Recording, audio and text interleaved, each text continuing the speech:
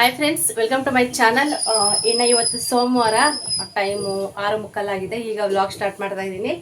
ಇನ್ನು ಬೆಳಗ್ಗೆನೆ 6 ಗಂಟೆಗೆ ಹಂಗೆ ಎದ್ಬಿಟ್ಟು ಇದು ನಿಂಬೆಹಣ್ಣು ಬಿಸಿನೀರು ಅದು ಹಾಕ್ಕೊಂಡು ಕುಡಿದಿದ್ದೆ. ಇವಾಗ ಟೀಗೆ ಇಟ್ಟಿದ್ದೀನಿ. ಇನ್ನು ಹಾಲು ತರ್ಸಕ್ಕೆ ಕಳಿಸಿದ್ದೀನಿ, ಹಾಲು ಖಾಲಿ ಆಗಿಬಿಟ್ಟಿತ್ತು. ಅದಕ್ಕೆ ನಮ್ಮ ಗುಂಡ ಹೋಗಿದೆ ಅಂತಾರೆ. ಅದಕ್ಕೆ ಇಲ್ಲಿ ನೋಡ್ತಾ ಇರ್ಬೋದು, ಅಣಿವೆ ಸಿಕ್ಕಾಪಟ್ಟೆ ಅಣಿವೆ ಫ್ರೆಂಡ್ಸ್. ಈ ಕಡೆ ಎಲ್ಲ ಅಪ್ಪ ಎಷ್ಟು ತರ್ತಾರೆ ಗೊತ್ತಾ. ಬೆಳಗ್ಗೆ ಹೊತ್ತು ಹಿಂಗೆ ಹೋದ್ರೆ ಸಾಕು, ಇವಾಗ ಬರೋಷ್ಟು ಇಷ್ಟೊತ್ತಿಗೆ ಒಂದು 7-8 ಗಂಟೆ ಅಷ್ಟೊತ್ತಿಗೆ ಎಷ್ಟೊಂದು ತೊಗೊಂಬರ್ತಾ ಇರ್ತಾರೆ. ಅಷ್ಟು ಅಣಬೆ ಬಿಟ್ಟಿದ್ದೇವೆ, ಇಷ್ಟು ಸಿಕ್ಕಿದ್ದೇವೆ ಇವತ್ತು. ಇವು ತೊಗೊಂಬಂದು ನಮ್ಮ ಮಾವ ತಂದು ಕೊಟ್ಟೋದ್ರು. ನಮ್ಮ ಮಾವ ಇಷ್ಟು ಮತ್ತು ನಮ್ಮ ಚಿಕ್ಕಪ್ಪ ಇಷ್ಟು. ಇವು ಚಿಕ್ಕಮ್ಮ ಬಂದಮೇಲೆ ನೀಟಾಗೆಲ್ಲ ತೊಳೆದ್ಬಿಟ್ಟು ಸಾಂಬಾರು ಮಾಡ್ತಾರೆ. ತುಂಬ ಚೆನ್ನಾಗಿರುತ್ತೆ. ಇದು ಅಣಬೆ ಮಶ್ರೂಮ್ ಅಂತಾರಲ್ಲ, ಅದು ಎಷ್ಟು ಅಂದರೆ ಇದು ಫುಲ್ಲು ನ್ಯಾಚುರಲಾಗೇ ಸಿಗುತ್ತೆ. ಇದನ್ನು ಬೆಳೆಯೋದು ಏನಿಲ್ಲ. ಭೂಮಿ ಒಳಗಡೆಯಿಂದನೇ ಅವಷ್ಟವೇ ಉಟ್ಕೊತಾವಲ್ವ ಮಳೆ ಬಂದಾಗ. ಎಲ್ಲಿ ನೋಡಿದ್ರು ಕೂಡ ಹೊಲಗಳಲ್ಲೆಲ್ಲ ಫುಲ್ಲು, ಅಂದರೆ ಇದು ಬಂದು ಜಾಸ್ತಿ ಜಾಲೆ ಗಿಡದೆಲ್ಲ ಇರುತ್ತಲ್ಲ, ಆ ಕಡೆ ಬುಡದಲ್ಲೆಲ್ಲ ಇದು ಜಾಸ್ತಿ ಸಿಗ್ತಾ ಇದೆ ಅಂತೆ. ಅದಕ್ಕೆ ಡೈಲಿ ಹೋಗ್ತಾ ಇದ್ದಾರೆ ಫ್ರೆಂಡ್ಸ್. ಇದಕ್ಕೋಸ್ಕರನೇ ಬೆಳಗ್ಗೆ ಎದ್ಬಿಟ್ಟು ಹೋಗ್ತಾ ಇರ್ತಾರೆ. ಮತ್ತು ಸಂಜೆ ಅಷ್ಟೊತ್ತಿಗೆ ಕೂಡ, ಸಾಯಂಕಾಲ ಅಷ್ಟು ಕೂಡ ಹೋಗ್ತಾನೆ ಇರ್ತಾರೆ ಹುಡ್ಕೊಂಬರೋದಕ್ಕೆ. ಜಾಸ್ತಿ ಟೈಮೆಲ್ಲ ಇದಕ್ಕೆ ಕೊಡ್ತಾ ಇರ್ತಾರೆ. ವರ್ಷಕ್ಕೊಂದ್ಸರಿ ಇದು ನ್ಯಾಚುರಲ್ ಸಿಗುತ್ತಲ್ಲ, ಅದಕ್ಕೋಸ್ಕರ ಬಿಡ್ತಾ ಇಲ್ಲ ಜನ. ಸದ್ಯ ಈ ಸತಿ ಭಾಳ ಸಿಕ್ಕಿದೆ. ಸಂಜೆ ಸಾಂಬಾರು ಮಾಡಬೇಕು.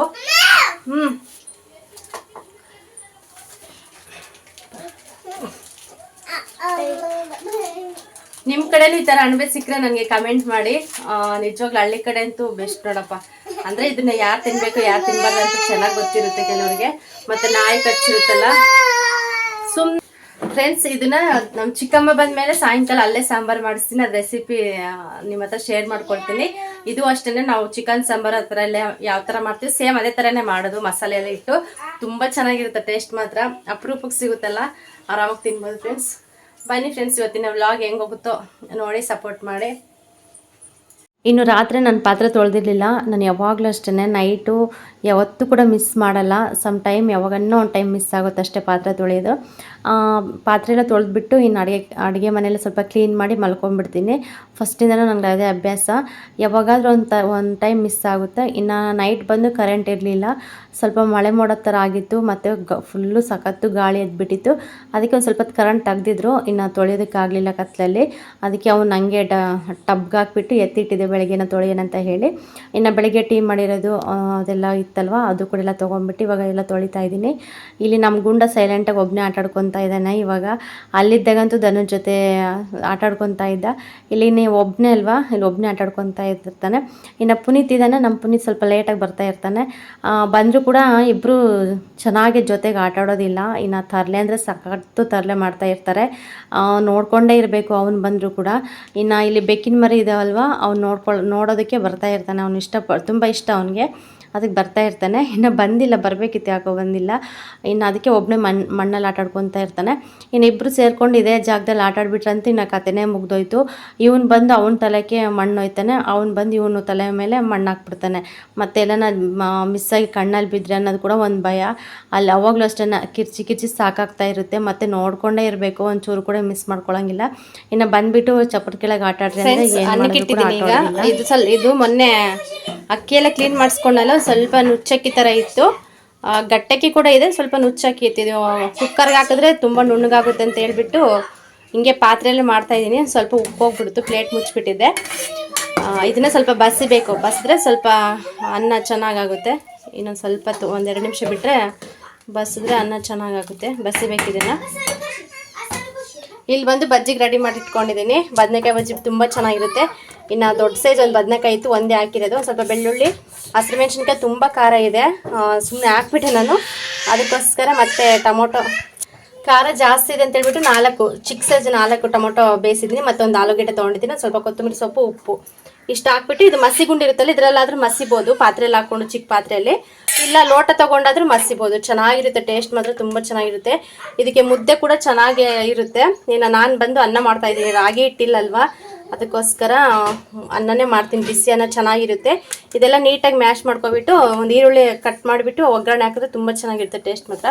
ಇನ್ನು ಅನ್ನ ಕೂಡ ರೆಡಿ ಆಗ್ತಾಯಿದೆ. ಇನ್ನು ಬೆಕ್ಕಿನ ಕುನ್ನಿ ಇರೋದಿರಲಿ, ಇವ್ರ ಹತ್ರ ಸಾಕಾಗುತ್ತೆ. ಬೆಕ್ಕಿನ ಕುನ್ನಿ ನೋಡೋಕೆ ಬರ್ತಾ ಇರ್ತಾರ, ಸುಮ್ಮನೆ ಏನಿಲ್ಲ. ಇವನಿಗೆ ಭಾಳ ಇಷ್ಟ ಬೆಕ್ಕಿನ ಮರಿಗಳಂದರೆ ತುಂಬ ಇಷ್ಟ. ನನಗೆ ಇಟ್ಕೊಡು, ಮನೆಗೆ ತಗೊಂಡೋಗ್ತೀನಿ ಅಂತ ಆಟ ಮಾಡ್ತಾ ಇರ್ತಾನೆ. ಅದಕ್ಕೆ ಅವ್ರ ಅಮ್ಮ ಇಲ್ಲಿ ಕರ್ಕೊಬಂದು ಬಿಟ್ಟು ಹೋಗುತ್ತೆ ಆಟ ಆಡಂತೇಳ್ಬಿಟ್ಟು. ಇವನು ನೋಡಿ ಯಾವ ಥರ ಇದ್ದಾನೆ. ಪೌಡ್ರ್ ತೊಗೊಂಡು ಎಲ್ಲ ಮುಖಕ್ಕೆಲ್ಲ ಬಳ್ಕೊಂಡ್ಬಿಟ್ಟಿದ್ದಾನೆ. ಪೌಡ್ರ್ ಸಿಕ್ಕರೆ ಸಾಕು ಎಲ್ಲ ಬಳ್ಕೊಳ್ಳೋದೆ. ಪಾತ್ರೆ ಕೂಡ ಇಲ್ಲೇ ಇಟ್ಟಿದ್ದೀನಿ, ಒಂದು ಸ್ವಲ್ಪ ತೀರ್ಲಿ ಅಂತೇಳ್ಬಿಟ್ಟು. ಇನ್ನು ಇವನು ಸ್ಕೂಲ್ಗೆ ತಪ್ಸ್ಕೊಂಡು ಇಲ್ಲೇ ಸೇರ್ಕೊಂಡ್ಬಿಟ್ಟಿದ್ದಾನೆ. ಸ್ಕೂಲ್ಗೆ ಹೋಗಂದ್ರೆ ನಮ್ಮ ಅಪ್ಪ ಬರಲಿಲ್ಲ ಕರ್ಕೊಂಡು ಹೋಗೋಕ್ಕೆ, ನಮ್ಮಮ್ಮ ಬರಲಿಲ್ಲ ಅಂತೇಳ್ಬಿಟ್ಟು ನನ್ನ ಒಂದು ನೆಪ ಮಾಡಿಕೊಂಡು ಹುಡುಗರ ಜೊತೆ ಆಟ ಆಡ್ಕೊಂಡಿದ್ದಾನೆ. ಇವನು ಹೋಗಿಲ್ಲ, ಇವತ್ತು ಕೂಡ ರಜಾನೇ ಅನಿಸುತ್ತೆ, ಅದಕ್ಕೆ ಹುಡುಗರನ್ನ ಆಟ ಆಡಿಸ್ತಾ ಇದ್ದಾನೆ. ಯಪ್ಪ ಎಷ್ಟು ತರಲೆ ಮಾಡ್ತಾರಂದರೆ ಹಿಡಿಯೋಕ್ಕೆ ಆಗ್ತಾಯಿಲ್ಲ, ಫಸ್ಟ್ ತರಲೆ ಮಾಡ್ತಾ ಇರ್ತಾರೆ. ಬನ್ನಿ ಚಿಕ್ಕ ಚಿಕ್ಕ ಚಿಕ್ಕ ಚಿಕ್ಕ ಚಿಕ್ಕ ಚಿಕ್ಕ ಚಿಕ್ಕ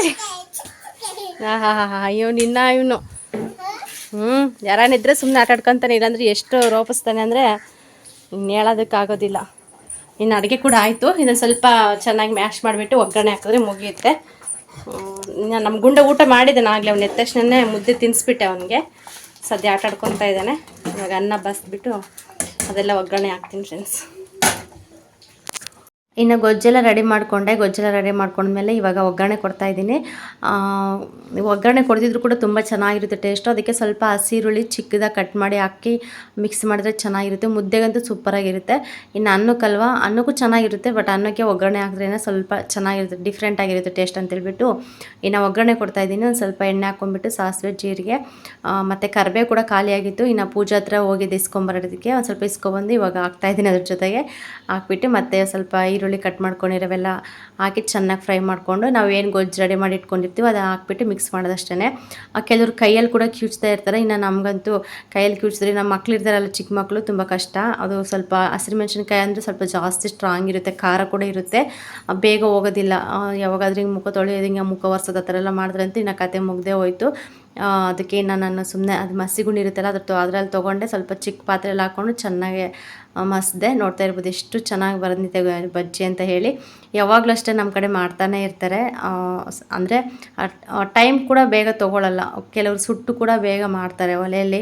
ಒಂದು ಕಡೆ ಮುದ್ದೆಗೆ ಇಟ್ಕೊಂಡು ಒಂದು ಕಡೆ ಬದನೆಕಾಯಿ, ಹಸಿರುಮೆಣಸಿನ್ಕಾಯಿ, ಟೊಮೊಟೊ ಎಲ್ಲ ಒಲೆಗೆ ಹಾಕ್ಬಿಟ್ಟು ಸುಟ್ಬಿಡ್ತಾರೆ. ಅವಾಗ ಕೂಡ ಬೇಗ ಆಗುತ್ತೆ, ಮತ್ತು ಬೇಯಿಸಿದ್ರು ಕೂಡ ಬೇಗ ಆಗುತ್ತೆ ಅಂತೇಳ್ಬಿಟ್ಟು ಇದನ್ನು ಮಾಡ್ತಾ ಇರ್ತಾರೆ. ಇನ್ನು ಊಟ ಎಲ್ಲ ಆಯಿತು. ಊಟ ಆಗಿ ನಾನು ಕೆಲಸ ಎಲ್ಲ ಮುಗಿಸ್ಕೊಂಡೆ. ಮತ್ತು ಇನ್ನೊಂದು ಟ್ರಿಪ್ಪು ಪಾತ್ರೆ ಎಲ್ಲ ತೊಳೆದ್ಬಿಟ್ಟು ಇನ್ನು ಅಂಕಿತ ಬಂದು ಏನೋ ಬ್ಯಾಂಕಿಗೆ ಬಂದಿದ್ಲು, ಕೆಲಸ ಆಗುತ್ತೆ ಅಂತೇಳ್ಬಿಟ್ಟು. ಪಾಪ ಕೆಲಸನೇ ಆಗಲಿಲ್ಲ. ಇನ್ನು ಸರಿ ಬಿಡು, ನಾಳೆ ಕೆಲಸ ಮುಗಿಸ್ಕೊಂಡು ಹೋಗೋಣ ಅಂತೇಳ್ಬಿಟ್ಟು ಇನ್ನು ಇಲ್ಲೇ ಉಳ್ಕೊಂಡ್ರು. ಇಲ್ಲಿ ನೋಡ್ತಾ ಇರ್ಬೋದು ಏನೆಲ್ಲ ಆಟ ಆಡ್ತಾ ಇದ್ದಾಳೆ. ತುಂಬ ವೀಕ್ ಆಗಿಬಿಟ್ಟಿದ್ದಾಳೆ ಫ್ರೆಂಡ್ಸ್. ಮಕ್ಕಳಿಗೆ ಒಂದು ಸ್ವಲ್ಪ ಹುಷಾರಿಲ್ಲ ಅಂತಂದ್ರೆ ನೋಡೋದಕ್ಕೆ ಆಗೋದಿಲ್ಲ. ಒಂದು ಸರಿ ಅವ್ರು ಏನಾದರೂ ಸ್ವಲ್ಪ ತುಂಬ ಹುಷಾರಿಲ್ಲ ಅಂತ ನೆಲೆ ಹಿಡಿದ್ಬಿಟ್ರಂತೂ ಅವ್ರು ರಿಕವರಿ ಆಗೋದಕ್ಕೆ ತುಂಬ ಟೈಮ್ ತೊಗೊತಾರೆ. ಇವಳು ಅಷ್ಟೇ ಪಾಪ ಬಳ್ಳಾರಿಯಲ್ಲಿ ಹಾಸ್ಪಿಟ್ಲಲ್ಲೆಲ್ಲ ಅಡ್ಮಿಟ್ ಆಗಿ ಎಷ್ಟು ವಾರಗಟ್ಟಲೆ ಅಡ್ಮಿಟ್ ಆಗಿದ್ರು. ಈ ಪಾಪನ ಕರ್ಕೊಂಡು ನಿಜವಾಗ್ಲೂ ಭಾಳ ಬೇಜಾರು. ಅವಾಗಿಂದ ಒಂದು ವಾರ 15 ದಿನ ಸ್ವಲ್ಪ ಪರವಾಗಿಲ್ಲ ಅಂತ ಹೇಳ್ತಾ ಇದ್ದವರಮ್ಮ. ಅಷ್ಟು ವೀಕ್ ಆಗಿಬಿಟ್ಟಿದ್ದಾಳೆ ಪಾಪ. ಡ್ರೆಸ್ ಕೂಡ ಎಲ್ಲ ಲೂಸ್ ಆಗ್ತಾಯಿದೆ, ಅಷ್ಟು ಸಖತ್ ವೀಕಿನ. ಕಾಲು ಕೂಡ ಅಷ್ಟೇ ಸಣ್ಣಗೆ ಕಾಣಿಸ್ತಾ ಇದೆ ಅವಳ ಕಾಲು. ನೋಡಿದ್ರೆ ಒಂಥರ ಬೇಜಾರಾಗುತ್ತೆ ಫ್ರೆಂಡ್ಸ್. ಮಕ್ಕಳಂತೂ ಎಷ್ಟು ಹುಷಾರಾಗಿ ನೋಡಿಕೊಂಡ್ರು ಕೂಡ ತುಂಬ ಕಷ್ಟನೇ. ಇನ್ನು ಅಷ್ಟರಲ್ಲಿ ಪಾತ್ರೆ ಸಾಮಾನು ಬಂತು. ಇನ್ನು ನಮ್ಮ ಚಿಕ್ಕಮ್ಮ ಹಳೆ ಪಾತ್ರೆ ಇದ್ದಾವೆ ಅವೆಲ್ಲ ಹಾಕ್ಬಿಟ್ಟು ಹೊಸ ತೊಗೊತೀನಿ ಅಂತೇಳ್ಬಿಟ್ಟು ಅವ್ರನ್ನ ಕರ್ಕೊಂಡೋಗಿದ್ರು, ಅಂಕಲನ್ನ. ನೋಡಿ ಬನ್ನಿ ಇಷ್ಟು ಪಾತ್ರೆ ಇದ್ದಾವೆ ಅಂತೇಳ್ಬಿಟ್ಟು ಆ ಪಾತ್ರೆ ಹಾಕಿ ಹೊಸ ಪಾತ್ರೆ ಕೊಡಿ ಅಂತ ಹೇಳಿ ನೋಡೋಣ ಅಂತೇಳ್ಬಿಟ್ಟು ಅವ್ರು ಹೋಗಿದ್ರು ಅದೆಲ್ಲ ನೋಡ್ಕೊಂಬರೋದಕ್ಕೆ. ಇಲ್ಲಿ ಇಡ್ಲಿ ಪಾತ್ರೆ ಇತ್ತು. ಇಡ್ಲಿ ಪಾತ್ರೆ ನೋಡಿದೆ, ಚೆನ್ನಾಗಿತ್ತು ಕ್ವಾಲಿಟಿ ಕೂಡ. ನಮ್ಮ ಮನೆಯವ್ರಿಗೆ ಫೋನ್ ಮಾಡಿದೆ, ಅವ್ರು ಯಾಕೋ ಒಂದು ಸ್ವಲ್ಪ ಕೊಡಿಸೋ ಮೂಮೆಂಟಲ್ಲಿ ಇರಲಿಲ್ಲ. ಸರಿ ಬಿಡಿ ಅಂತೇಳ್ಬಿಟ್ಟು ಇನ್ನು ನೋಡಿಬಿಟ್ಟು ಹಂಗೆ ಸೈಡ್ಗೆ ಎತ್ತಿಟ್ಟೆ, ತೊಗೊಳ್ಳಿಲ್ಲ. ಇನ್ನು ನಾವು ಅಂಕಲ್ ಬಂದು ಹಳೆ ಪಾತ್ರೆ ಎಲ್ಲ ನೋಡ್ಕೊಬಂದು ಚಿಕ್ಕಮ್ಮ ಕೈಲಿ ಇಟ್ಕೊಂಡಿದ್ರಲ್ಲ ಈ ಸೆಟ್ ಕೊಡಿ ಅಂತ ಕೇಳ್ತಾಯಿದ್ರು. ಬಟ್ ರೇಟು ಸೆಟ್ ಆಗಲಿಲ್ಲ. ಪಾತ್ರೆ ಕೂಡ ಚೆನ್ನಾಗಿದ್ದು ತೊಗೋಬೋದಾಗಿತ್ತು, ಬಟ್ ತುಂಬ ರೇಟ್ ಆಯಿತು ಅಂತ ಅನ್ನಿಸ್ತು. ಕ್ವಾಲಿಟಿ ಕೂಡ ಚೆನ್ನಾಗಿತ್ತು, ಸಿಲ್ವರ್ದೆಲ್ಲ ಚೆನ್ನಾಗಿತ್ತು, ಆದರೂ ಕೂಡ ಸೆಟ್ ಆಗಲಿಲ್ಲ. ಇನ್ನು ಚಿಕ್ಕಮ್ಮ ಬೇಡ ಅಂದರು. ಅಟ್ಲೀಸ್ಟ್ ನಾನಾದರೂ ಇದು ಊಟಕ್ಕೆ ತಟ್ಟೆಲ್ಲ ತೊಗೊಳೋಣ ಅಂತೇಳ್ಬಿಟ್ಟು ಇನ್ನೊಬ್ಬರು ಬಂದರು, ಅವರು ಮಗಳೇ ಇವರು ಕೂಡ ಒತ್ಕೊಬಂದರು. ನೋಡೋಣ ಅಂತೇಳ್ಬಿಟ್ಟು ಇಳಿಸಿದ್ವಿ. ಸ್ವಲ್ಪ ಚಿಕ್ಕ ಗ್ಲಾಸ್ ಅವೆಲ್ಲ ಇದ್ದು ನೋಡೋಣ ಏನಾದರೂ ಸೆಟ್ ಆದರೆ ತೊಗೊಳೋಣ ಅಂತೇಳ್ಬಿಟ್ಟು. ಅಂಕಿತ ಬಂದು ಪಡ್ತವ ತೊಗೋಬೇಕು ಅಂತ ಕೂಡ ನೋಡ್ತಾ ಇದ್ಲು, ಬಟ್ ಅದು ಕೂಡ ಸೆಟ್ ಆಗಲಿಲ್ಲ ನಮಗೆ. ಈ ಪ್ಲೇಟ್ ನೋಡೋಕೆ ಇಷ್ಟಿದೆ. ಒಂದು ಪ್ಲೇಟ್ ಬಂದುಬಿಟ್ಟು 110-120 ರೂಪಾಯಿ ಹೇಳಿದ್ರು ತಟ್ಟೆನ. ಅಪ್ಪ ಬೇಡ ಅಂತೇಳ್ಬಿಟ್ಟು ಇನ್ನು ತೊಗೊಳ್ಳಿಲ್ಲ.